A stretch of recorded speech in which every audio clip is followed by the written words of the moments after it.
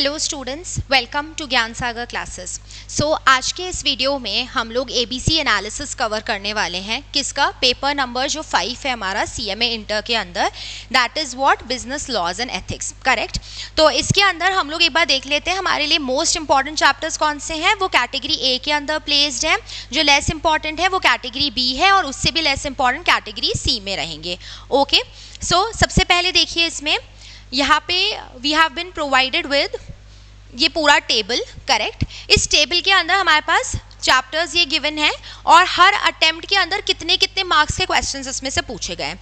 आप देख सकते हैं रिपीटेडली भी कॉन्ट्रैक्ट एक्ट से लेके कॉन्ट्रैक्ट एक्ट के अंदर कितने सारे मार्क के क्वेश्चंस पूछे गए, ऑन एन एवरेज 18 मार्क्स के क्वेश्चंस किसमें से पूछे गए हैं, किसमें से? कॉन्ट्रैक्ट एक्ट में से। तो आप समझ सकते हो कि इसकी इंपॉर्टेंस जो है वो सबसे ज़्यादा रहेगी। ओके, आफ्टर दैट हमारे पास ये 6 मार्क्स जिसमें से आ रहे हैं, that is negotiable instrument act. और भी अगर आप देखो, ये तो सेक्शन ए एंड बी हो गया। सबसे इंपॉर्टेंट सेक्शन हमारे लिए कंपनीज एक्ट रहता है। कंपनीज एक्ट में से लगभग 30 to 35 मार्क्स के ऑन एन एवरेज क्वेश्चंस पूछे गए हैं continuously in each and every attempt ना।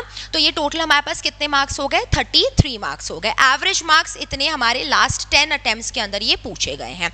बिजनेस एथिक्स इंपॉर्टेंट है ही, बिकॉज मैंने पहले ही बता रखा है आप लोगों को, बहुत ही इजी चैप्टर है ये, एंड लेकिन इसका कंटेंट जो है वो कम है as compared to companies act. 15 marks बहुत होते हैं। 15 मार्क्स आप लोगों को यहाँ पे सिक्योर करने को मिल रहे हैं by just this paper which is what, business ethics, right. तो एथिक्स वाला आपको 15 मार्क्स के लगभग स्कोर करने को दे रहा है। ओके, एनालिसिस अगर हम लोग करें तो कंपनीज एक्ट 33 मार्क्स एवरेज हमें दे रहा है, और पिछले 10 अटेम्प्ट्स में से 10 on 10 यानी 10 में से 10 ही अटेम्प्ट्स के अंदर हमें ये जो चैप्टर है, पर्टिकुलर चैप्टर, ये रेपिटेडली हमसे पूछा गया है। कंटिन्यूसली इसमें से हमारे पास क्वेश्चंस आए ही आए हैं, right. After that contract act है हमारे पास विच इज़ 18 मार्क्स का एवरेज, और ये भी आप देखो 10 on 10 फ्रीक्वेंसी है इसकी, विच मीन्स पिछले 10 अटेम्प्ट्स में से 10 on 10 ही अटेम्प्ट्स के अंदर हमें ये प्रोवाइड किया गया है इसका क्वेश्चन ना।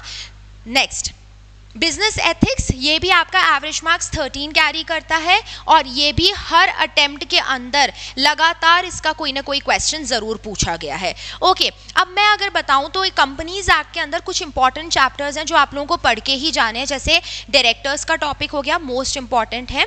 उसके अलावा कंपनी का फॉर्मेशन है, इनकॉर्पोरेशन टाइप्स वगैरह हमने देखे ही थे, and along with that share capital वाला जो चैप्टर है वो मोस्ट इंपॉर्टेंट है। तो 2 मोस्ट इंपॉर्टेंट चैप्टर्स इसमें रहेंगे, share capital and directors, correct. अच्छा, उसके बाद नेक्स्ट फिर हमारे पास क्या है, कैटेगरी बी, जो कि ऊपर वाले कैटेगरी से थोड़ा सा कम इंपॉर्टेंट है ना। नेगोशिएबल इंस्ट्रूमेंट्स एक्ट, यहाँ पे भी 6 मार्क्स का क्वेश्चन ऑन एन एवरेज पूछा गया है, और लगभग 10 में से 9 बार तो इसका क्वेश्चन आया ही आया है। Payment of gratuity act 5.8 marks average है, और 10 में से 8 बार ये इसको पूछा गया है।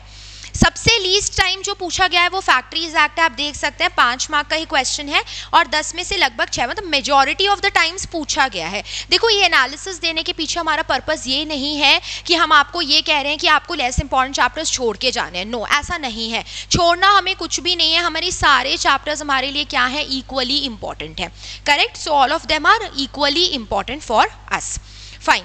आफ्टर दिस हम लोग थर्ड कैटेगरी पे चलते हैं। थर्ड कैटेगरी हमारे लिए है LLP एक्ट, 3 मार्क्स है एवरेज, 10 में से 4 बार लगभग ये पूछा गया है।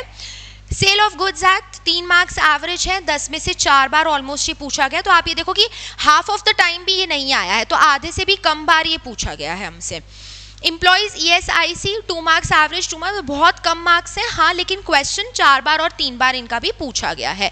Introduction to law and legal system, 10 में से सिर्फ 1 बार इंट्रोडक्शन का क्वेश्चन आया है, एंड जो EPF वाला चैप्टर है उसमें से कुछ भी क्वेश्चन नहीं आया है। 10 में से 0 टाइम, मतलब कभी भी इसका कोई भी क्वेश्चन नहीं आया है। अब नहीं आया है, लेकिन आप ऐसे मत समझना कि अब की बार भी नहीं आएगा क्वेश्चन, अब की बार आ सकता है।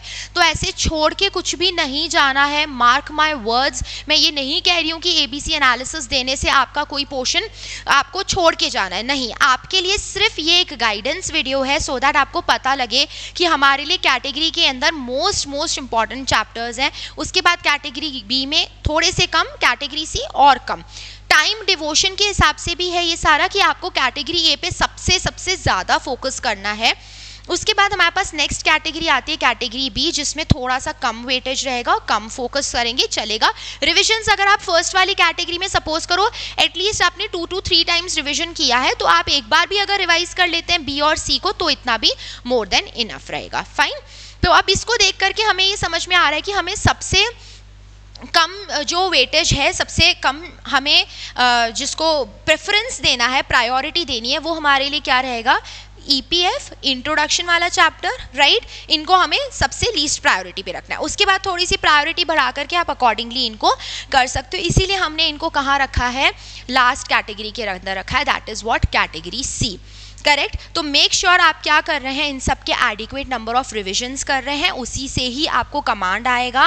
एंड वंस अगेन कुछ भी हमें छोड़ के नहीं जाना है। करेक्ट। सो आई होप आप लोगों के लिए ये जो पूरा हम डेटा प्रेजेंट कर रहे हैं ये हेल्पफुल रहेगा। And wishing you all the best of luck for the upcoming exams. That is all for today. Thanks for watching this video.